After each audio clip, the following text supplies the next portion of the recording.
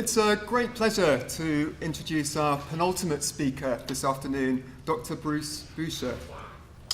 Bruce has been director of the Sir John Soane's Museum for, I think it's just over a year now, since May 2016. And Bruce really embodies that kind of collaboration between the museum world and the world of academic universities. Bruce has very close ties with us here in London. He taught at University College London for, I think it was almost 20 years in total, before then moving over to the other side of the pond and to the world of museums, first in, I think it was 2001, to the Art Institute in Chicago, where he was head of European Sculpture, Decorative Arts and Antiquities. And then since 2009, he was director of the Fralin Museum of Art at the University of Virginia.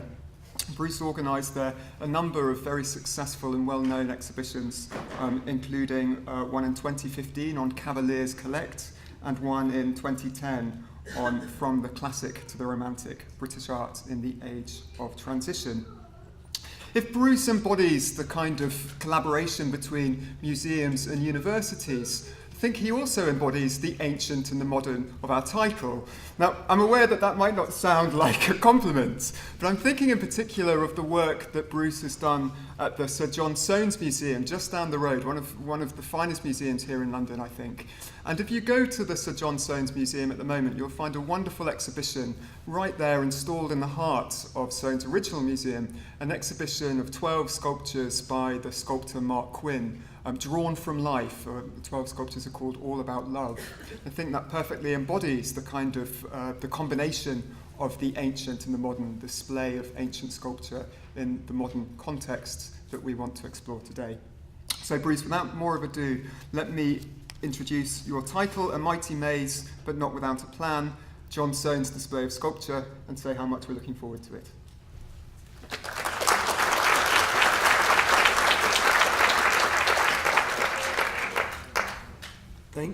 Thank you, Michael, for that kind introduction, and I'd like to thank the Hellenist and Roman societies for organizing this fascinating day of discussion about sculpture display, and also Christian Levitt for his sponsorship, and Fiona for keeping all of her ducks in a row. My title, as you may gather, is a reference to Alexander Pope's epistle on the essay on man, in which he says, towards the beginning, "Let us expatiate free o'er all this scene of man, a mighty maze, but not without a plan."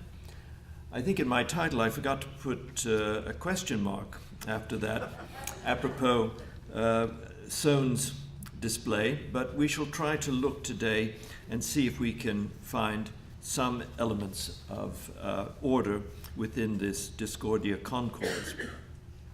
Certainly there's no doubt that display at the Soane Museum is a fraught subject.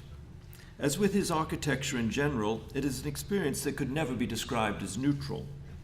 Ever since the museum first opened its doors, visitors of all kinds have tried to make sense of it or to let it wash over them. Let me start my talk with a couple of quotes from two well-informed 19th century visitors. The first is from Gustav Wagen in 1854. He writes, "The rooms are small, and such an immense number of objects are crowded together in 3 different stories that it is the work of some hours to gain even a superficial view of them. I observe that the whole, notwithstanding the picturesque, fantastic charm, has, in consequence of this arbitrary mixture of heterogeneous objects, something of the unpleasant effect of a feverish dream." He concludes, "It is a splendid example of English whimsicalness." Next, Adolf Michaelis from the 1880s. "The labyrinth, stuffed full of fragments, is the most tasteless arrangement that can be seen. It has the same kind of perplexing and oppressive effect on the spectator as if the whole large stock of an old clothes dealer had been squeezed into a doll's house." Both of these men fasten on what we would now call information overload that can make visiting the Soane an uncomfortable experience. Even earlier, Carl Friedrich Schinkel, who was unimpressed by Soane's Bank of England when he visited London in 1828, also visited Soane's house in the owner's absence and described the piling up of objects with one word, abenteuerlich, which was a double-edged comment, both meaning adventurous but also risky. The eclecticism and seemingly arbitrary nature of motifs used by Soane in his architecture was also touched upon more brutally in an anonymous attack on Soane, printed in a newspaper in 1850, referring particularly to his work, The Bank of England. This is what in part the article said. The Bank of England, the greater part of which was built by Mr. Soane, shows us the remnants of mausoleums, caryatids, pillars from temples, ornaments from the Pantheon, and all heaped together with a perversion of taste that is truly admirable. He steals a bit here and a bit there, and in piling up these collected thefts, he imagines he has done his duty and earned the honors of an artist. Depraved as is the present taste, such follies will not pass for wisdom. The public laugh at these extravagances, which are too dull for madness and too mad for the soberness of reason. That critique was written, in fact, by Soane's own son, George, who had a definite animus against his father for many reasons, not least for not bailing him out of debtor's prison in that same year, 1850. Now, if there's a common theme to these passages, it concerns eclecticism, which was and is an issue both with Soane's architecture and the display of his own collection. Elements of his display can find points of comparison in other collections of the period, yet there is much about the Soane that is sui generis. This can be explained in part because it is a rare survivor of a kind of private collection that was common in the London of his day. But the fascination of the Soane Museum also reflects its place on the cusp of the shift from the Renaissance cabinet of curiosities towards the post-Enlightenment museum. Today, I want to examine some influences on Soane's approach to display, as well as what could be called the migration of objects within his collection, and what these tell us about his strategy for display. In the 18th century, collecting classical sculpture was, as we know, de rigueur, or, as Gavin Hamilton wrote to Charles Townley in 1771, never forget that the most valuable acquisition a man of refined taste can make is a piece of fine Greek sculpture. Some collectors, like Townley, had a genuine appreciation of ancient art and opened their houses to scholars and other kindred spirits. And here, of course, the famous painting by Zoffany, with Townley seated over here, friends and admirers around the room, which is crowded with Townley's greatest hits, you might say. And here in the center, seated, is the mysterious Baron d'Anqueville, to whom I'll refer later. There were other collectors, however, like the Duke of Northumberland, who in 1765 wrote Sir William Hamilton in Naples, requesting him, and I quote, to purchase any statues, vases, tripods, or other pieces of virtu, which would be for a proposed museum in the style of a columbarium, for the Long Gallery at Sion. The Duke stipulated that the antiquities were to stand in niches 4 feet 8 inches high by 2 feet 3 inches broad, and 1.5 feet deep, of which there were 10. There were also a few circular recesses 18 inches in diameter by 12 inches deep, fit for placing any flat vases or sepulchral urns, as he concludes. So in other words, anything the right size would do.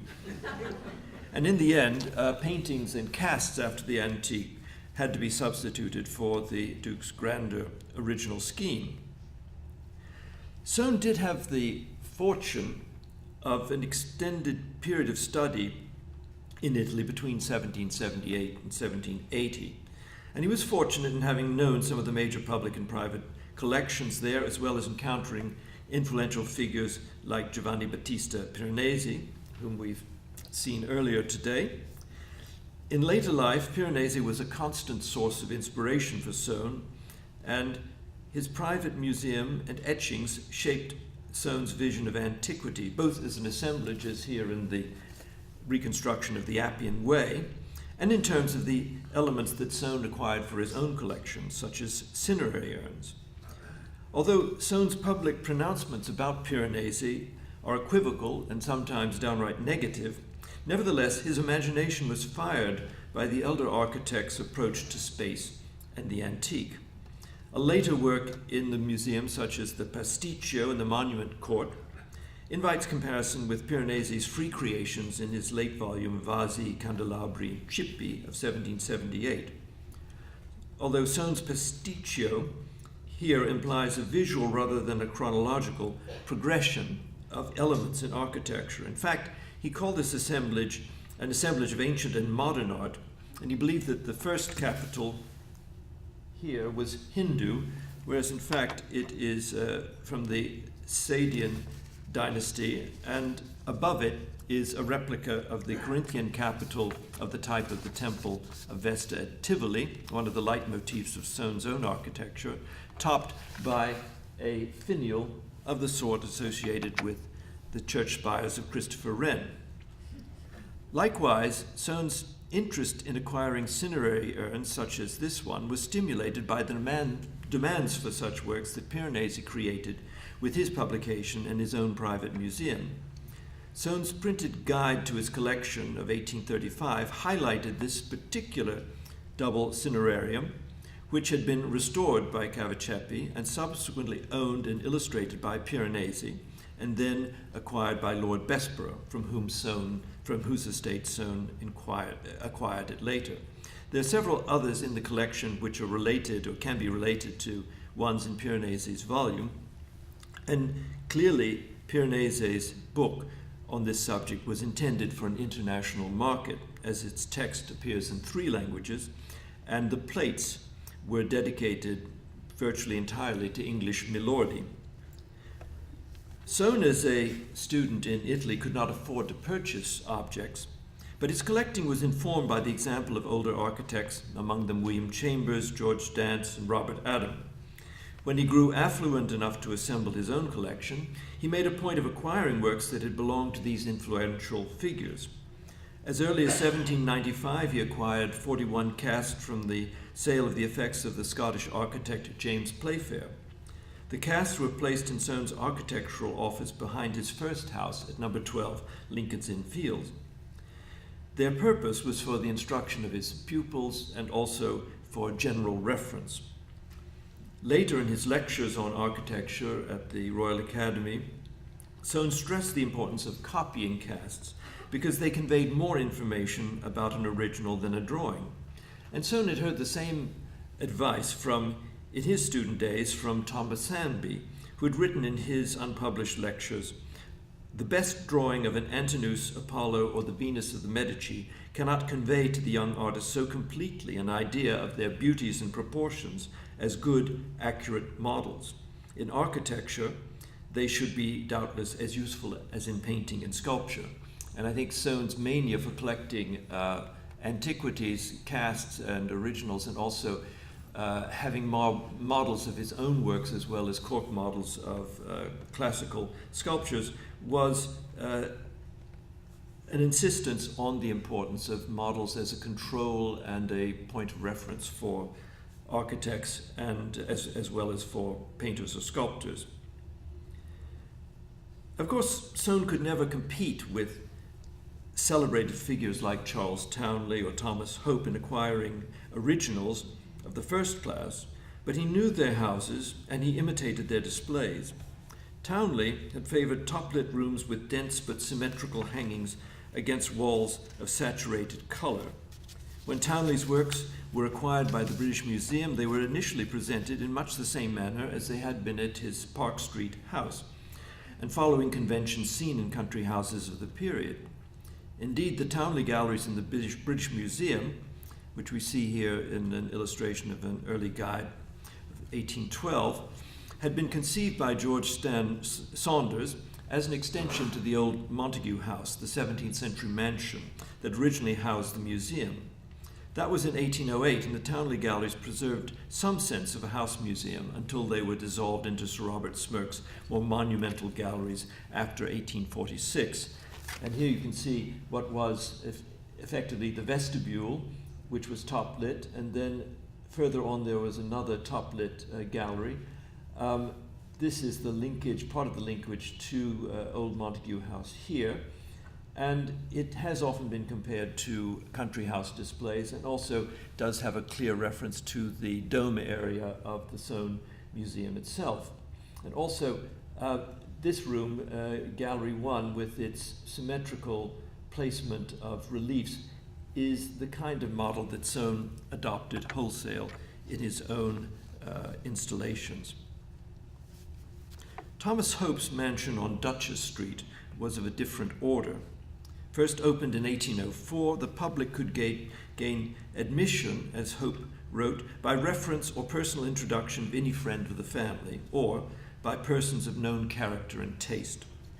The public rooms on the first floor were given over to the display of his collection, while Hope and his family lived in private apartments upstairs. Hope wanted his museum to serve as a nursery of modern art, and it was a model for Soane in several key points. The top-lit galleries, and here is a drawing that was discovered not too long ago by Charles Heathcote Tatham, who was the executive architect of the picture gallery, where you can see the lanterns of a type that Soane also applied later. Very rich colors on the walls. So top-lit galleries, also rooms showcasing vases and columbaria. Here from the Hope's book, Household Furniture, which ironically in its line drawings bleaches all of the color and opulence out of what must have been a sumptuous display. And also, and not least importantly, in its use of mirrors to amplify views of works of art, notably in the room dedicated to Flaxman's sculpture of Aurora abducting Cephalus. And here you can see, it's hard to understand if you don't look at the text, but the Flaxman sculpture is framed by curtains which are drawn back to show it, as are curtains on either wall which showcase large mirrors that reflect the central sculpture. As I mentioned, Hope's suite of galleries were designed by an architect whom Soane had known from his Roman days, Charles Heathcote Tatham. But Tatham received little credit for his work from his patron. Soane, we know, visited Hope's collection in 1802 and again in 1804, writing its owner effusively about the public service that he was creating.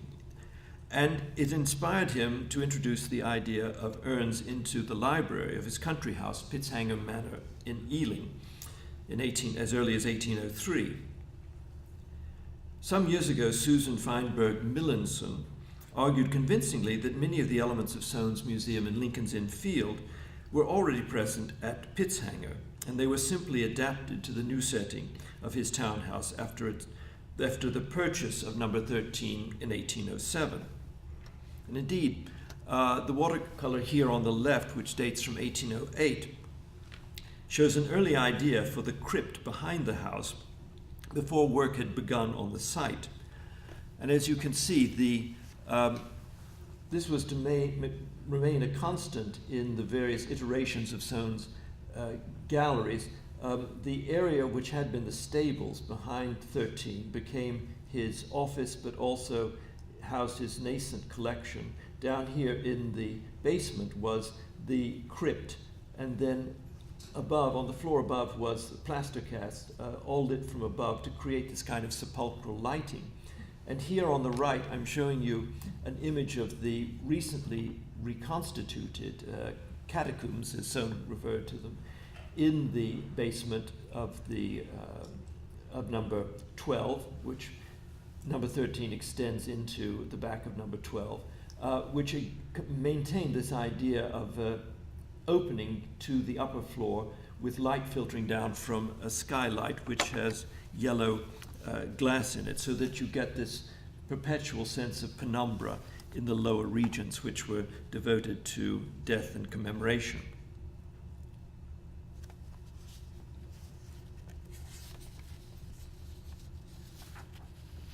Soane's prolific use of mirrors is one of the striking features of his display in number 13. It certainly owed something to Hope's earlier example in Duchess Street, as I've mentioned, But it had already been advocated by French theorists of the late 18th century, such as Nicolas Le Camus de Mézières in his treatise Le Génie de l'Architecture of 1780.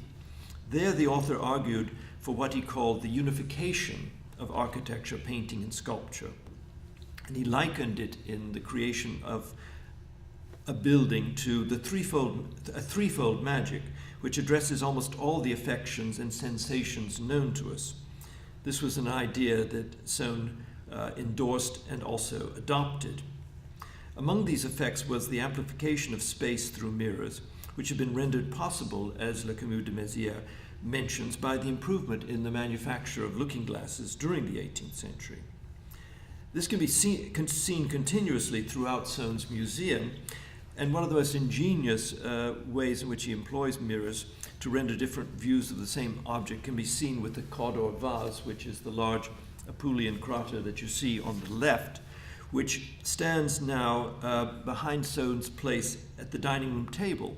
But he arranged it so that the pier table on the opposite end of the room had canted mirrors in it, which would then reflect back to him the Cawdor vase as he sat at his dinner table.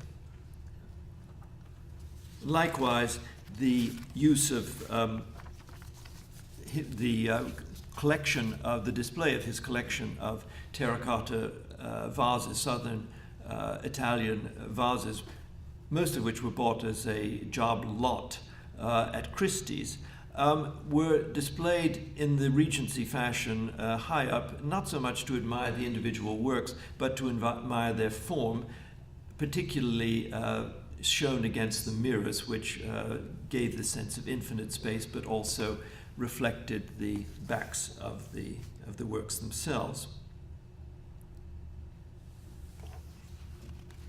Soane's interiors at Lincoln's Inn Field were also enriched by his idiosyncratic reinterpretation of elements of Roman decoration that he would have observed in ruins like those from the Villa Peretti, also known as the Villa Negroni in Rome. And here I'm showing you Angelo Campanella's hand-colored engraving of one of the rooms from the Villa Negroni. This is an engraving which is in Soane's collection. It hangs in the breakfast room. And what I'm thinking of in particular as an influence on Soane, in addition to the Pompeian colors, is also the rather spindly architectonic elements that he then incorporates into his own works here, but also in the model room upstairs. Soane, these ruins, which were excavated in 1777, just a year before Soane's arrival in Rome, caused a sensation and were compared to those of Pompeii, showing how the ancient Romans actually lived. And Soane would have known these frescoes extremely well, as some of them had been purchased by his early patron, the Bishop of Derry, for installation at his country seat in Ireland. Indeed, one of Soane's other patrons remarked that it would have been far better to have left the frescoes in the ground rather than have them in the possession of the Bishop of Derry, for they certainly disappeared later without any trace. Another influential figure on Soane and on other earlier collectors whom he admired was Pierre-François Hugues, also known as the Baron d'Anqueville. And here's a detail of d'Anqueville sitting and expatiating in the center of the house at Park Street, where he was employed by Charles Townley. He advised a number of major English collectors, including Townley, and his Recherche sur l'origine des arts de la Grèce of 1785 took Townley's collection as a point of departure, but the text meandered into a quest for what he called first principles, or the spirit, l'esprit, moving behind and through the arts. It was a kind of proto-Hegelian Kunstwollen. And he also tried to find connections between the religions of the ancient world. D'Anqueville argued in the Recherche that, and here we see the title page in one of the illustrations, which has a note by Soane in Soane's distinctive hand here, referring to the page in which he talks about the bull as a common symbol to ancient religions. Dunkerville argued, and I quote, "We understand ancient mythology better by studying the visual evidence provided by coins, engraved gems, painted vases, and sculpture than by studying literature." Much of what Dunkerville wrote is impenetrable, and Soane appears to have taken the author seriously mainly by annotating his illustrations much more than the text. If you look through the books, the notations are largely in the second half of the volumes on the illustrations. The decor of a room like Soane's little study, which we see here on the right, can be understood as a reflection of Dunkerville's first principles because it focuses on patterns and variations upon themes. This can also be seen in the undulating rhythms, the floral forms that surround the fireplace. And interestingly enough, as in the villa of Lord Bessborough, he has created what could be called a Roman fireplace out of spolia, and then with his own sense of humor added cinerary urns either side of the grate.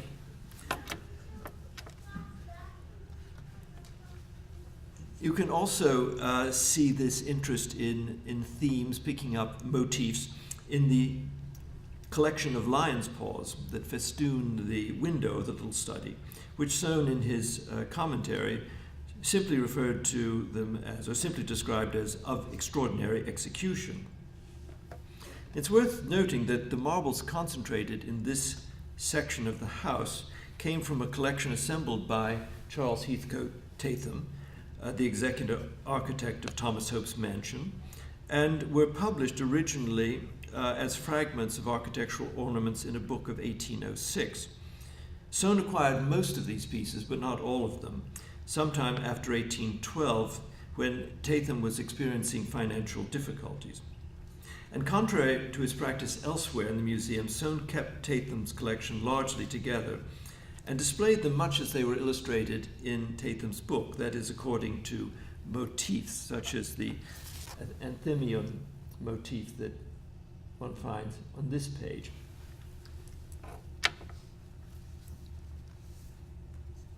In his printed but unpublished description of his house and museum of 1835, Soane stated that had he been able to build his house and museum as a unity rather than piecemeal, it would have looked far different. And then he goes on to quote one of his early mentors, the Abbé Logier, on the plan of a building as manifesting the genius of its creator. And in a sense, Soane's evolving ideas for his house museum demonstrate just that. In his guide of 1835, Soane provides plans, sections, and elevations to aid the visitor. Early on, he seems to have toyed with the idea of imposing a chronological sequence on his collections, but their heterogeneous nature militated against it. And in fact, it was against such obstacles that Soane's genius often emerged. And just to remind you, the museum today really consists of 3 buildings. Number 12, which was the first house he moved into in the 1790s, and then number 13, which is the main building itself, which he was underway from 1808 through 1813 when he and his wife moved in. And then number 14, which he acquired in 1822, rebuilding the house and then taking the stables here, as indeed the area behind the number 12, to create a plan for number 13 that's rather like a T shape.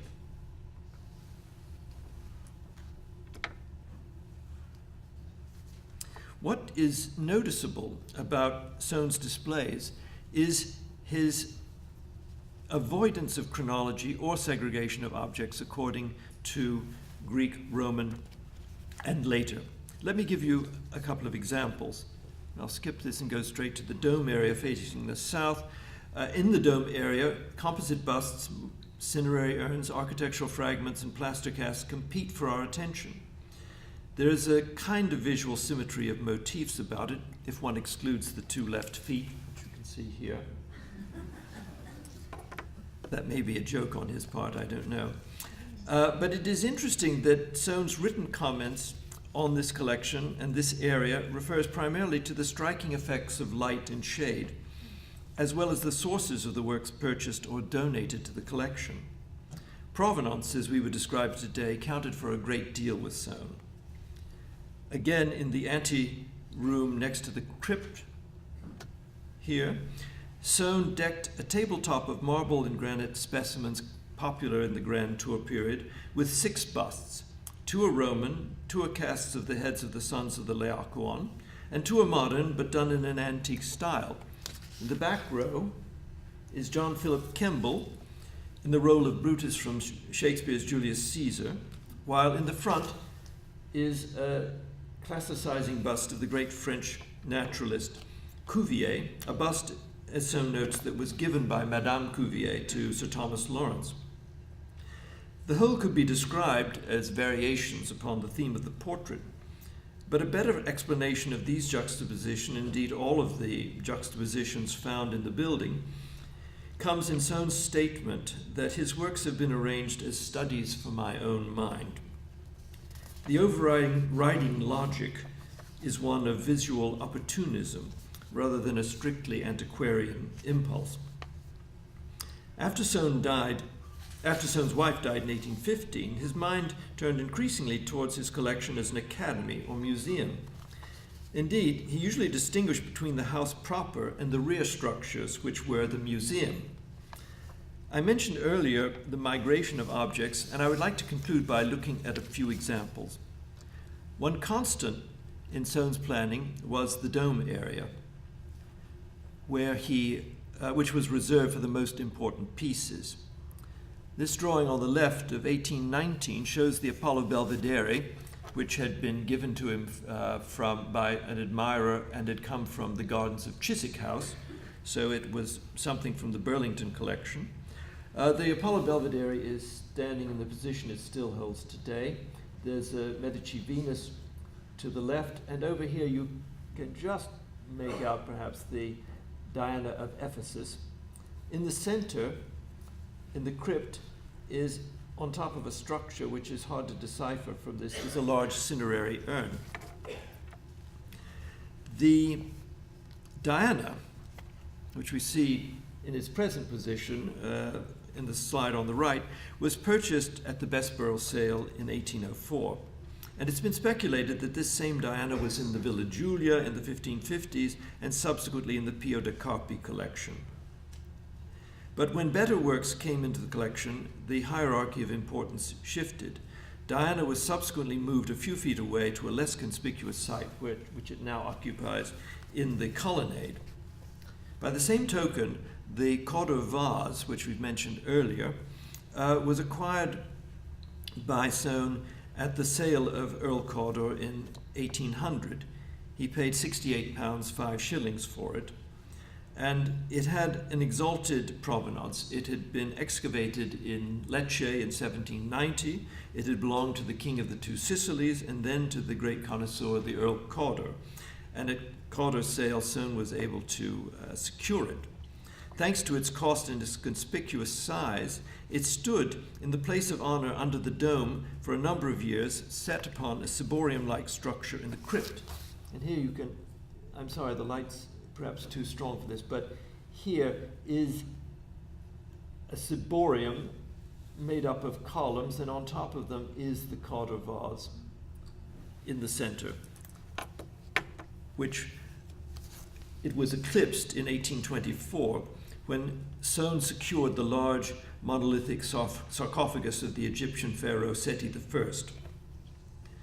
This had been excavated by the Italian adventurer Giovanni Battista Belzoni in the Valley of the Kings in 1817, and had been brought to London for exhibition before being placed on loan in the British Museum in 1821.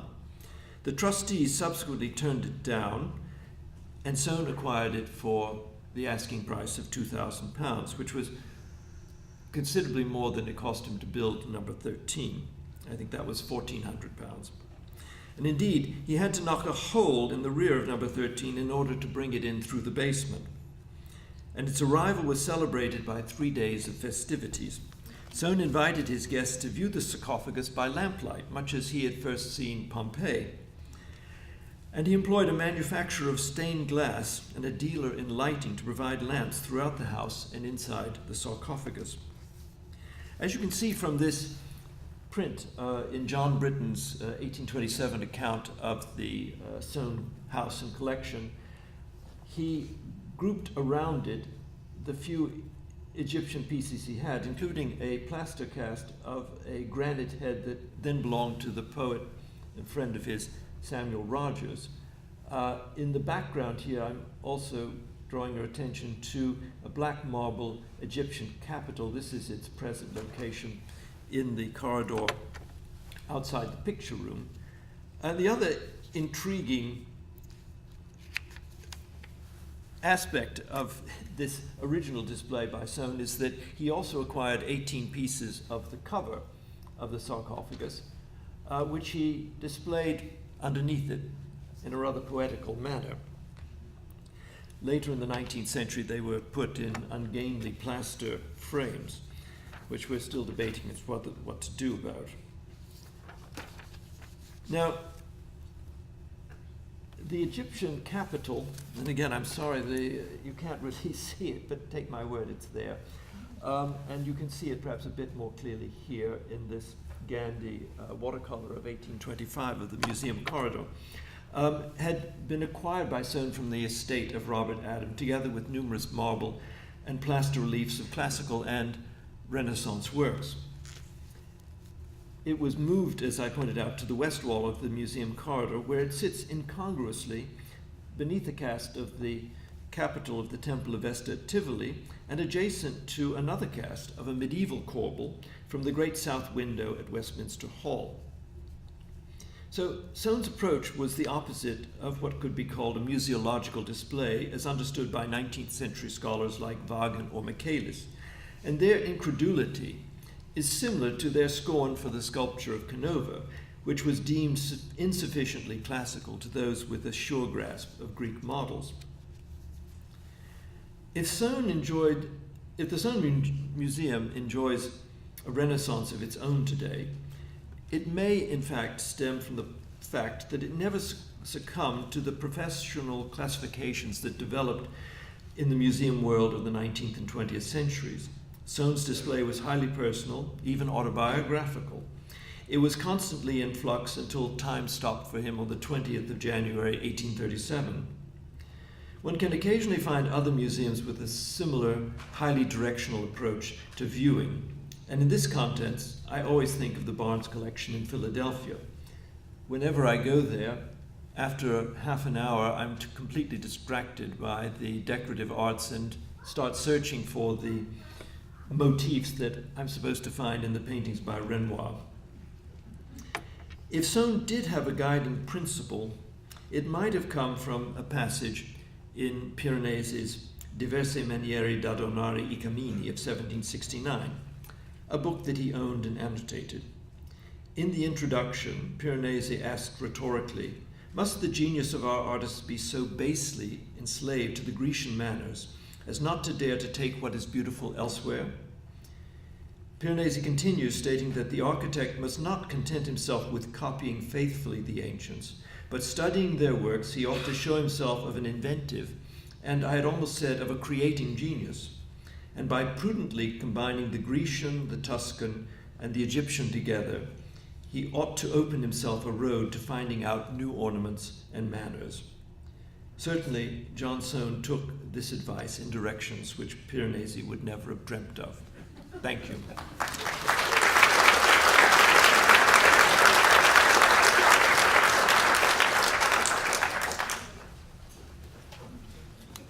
Thank you very much, Bruce. I'm sure there are going to be questions. Then I shall use my prerogative and start. I'll ask you a question while people get their thoughts together.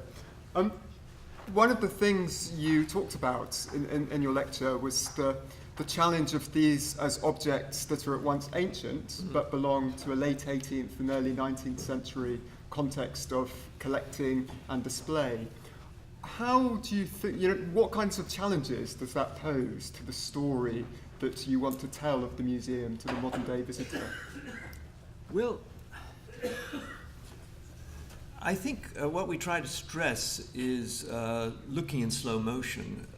One of the things we don't allow is phones, taking photography, partly out of safety because people can trip over the stairs or something, or it clogs up the flow of the building. And we have 121,000 people a year, which is a staggering amount, 2,400 each week. So we have to try to make sure that the flow isn't impeded, but also there are no labels, or very few labels other than his. And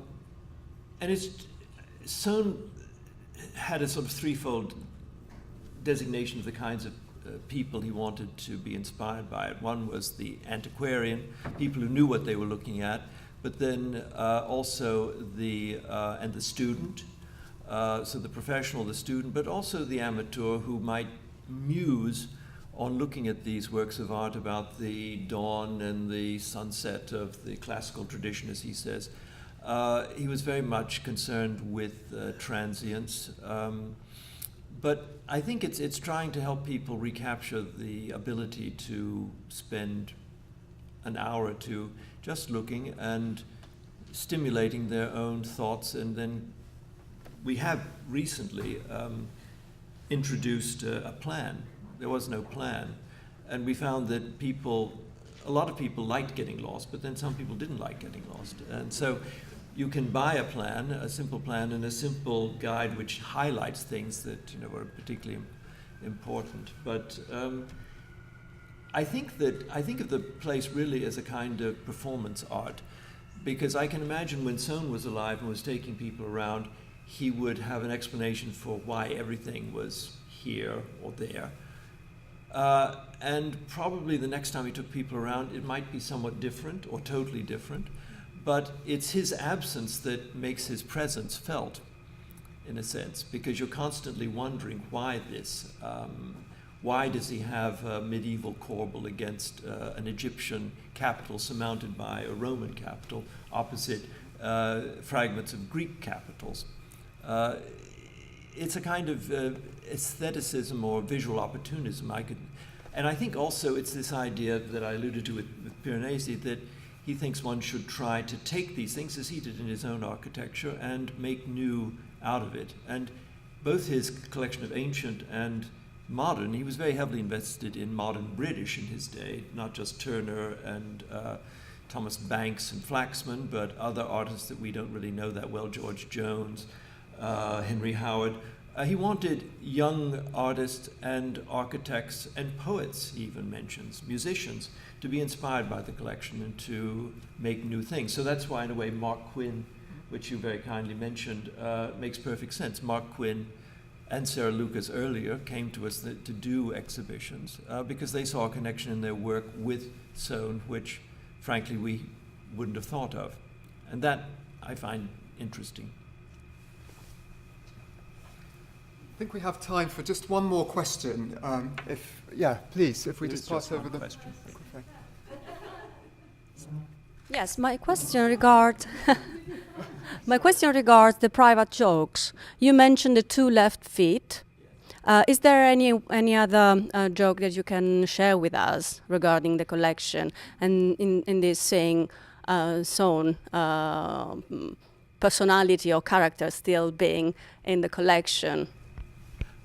Thank you. The question is, are there any other jokes, such as the two left feet, that I can share with you?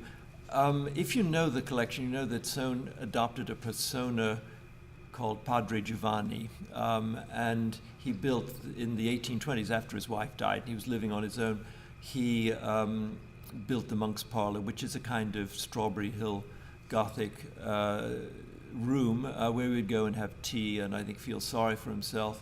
And he talked about Fanny, which was his wife's lapdog, a terrier, who is buried in the monk's yard as the constant companion of the monk's later age. And he builds this fantastical tomb for Fanny. So there is this kind of whimsicality about it, which put off people like Wagen. He also he had an interest in Shakespeare, which comes out. There's a little alcove, like a kind of altar dedicated to Shakespeare. He was interested in Garrick, and I think he acquired the Hogarths because they had belonged to Garrick, both sets of them, rather than being that interested in Hogarth per se. I don't think he was a great connoisseur, but he liked having works that had exalted provenances. He bought Garrick's edition of Shakespeare so that he could put his bookplate next to Garrick's.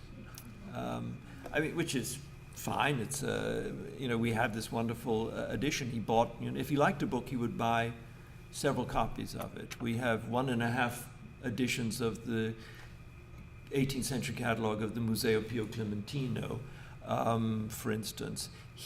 Because he was a self-made man, I think he was rather touchy, and he had these quirks. He loved Napoleon, even though he was the architect of the Bank of England during the period when Napoleon was the big enemy of the United Kingdom, and bought a mourning ring with a lock of his hair. He had a pistol that supposedly came from Napoleon, which was stolen from us in the 1960s.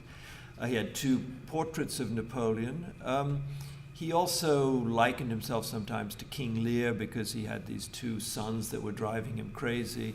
And particularly after his wife died, he went up to Yorkshire, went out on the heaths, and likened himself to Lear. So he had this kind of extravagant imagination. And but again, the other joke that I can think of that occurred to me was in the little study with the cinerary urns next to the grate. So, okay. I think there was just one more question in front, because would you still like to ask your question? Was that your question? You? No. You had no question, no. Okay. Oh, okay. Perfect. Well, in which case, let's just say thank you very much to Bruce once again.